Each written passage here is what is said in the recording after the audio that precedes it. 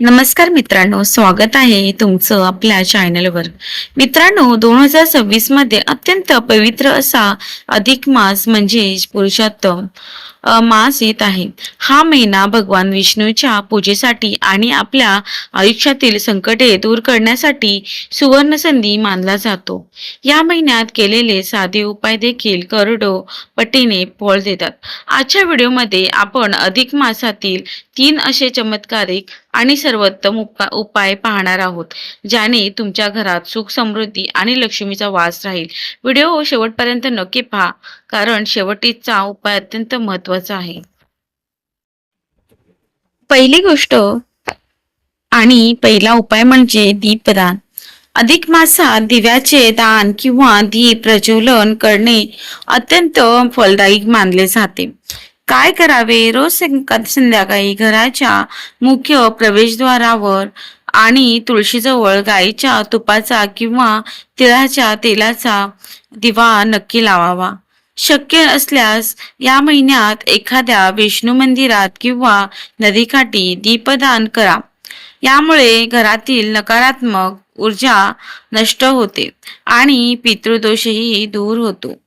दुसरा उपाय, भगवान विष्णूच्या विशेष सेवा आणि मंत्र जप। अधिक मासाचे स्वामी स्वतः भगवान पुरुषोत्तम विष्णू आहेत। या महिन्यात रोज सकाळी अंघोळ करून ओम नमो भगवते वासुदेवाय या मंत्राचा किमान 108 वेळा जप करा।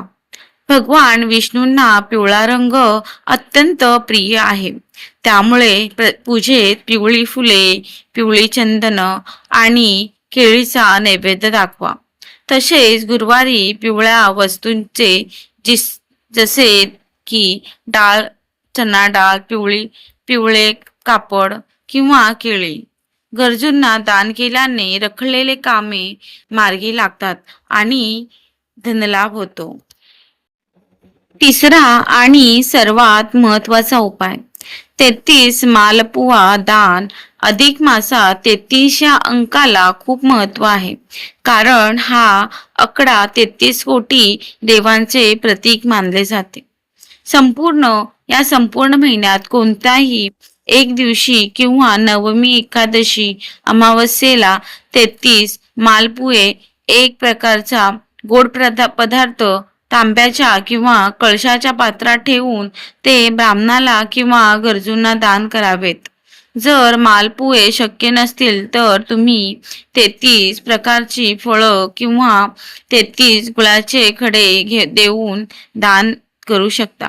या दानामुळे व्यक्तीला अक्षय पुण्याची प्राप्ती होते आणि कुटुंबावर आलेले संकटे टाळतात।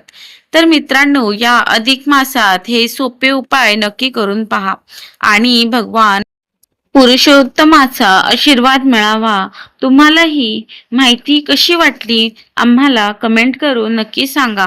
व्हिडिओ आवडला असल्यास तर लाईक करा आणि आपल्या मित्र परिवारासोबत शेअर करा आणि अशाच भक्तिमय माहितीसाठी आपल्या चॅनलला सबस्क्राईब करायला विसरू नका। धन्यवाद। जय श्री कृष्ण।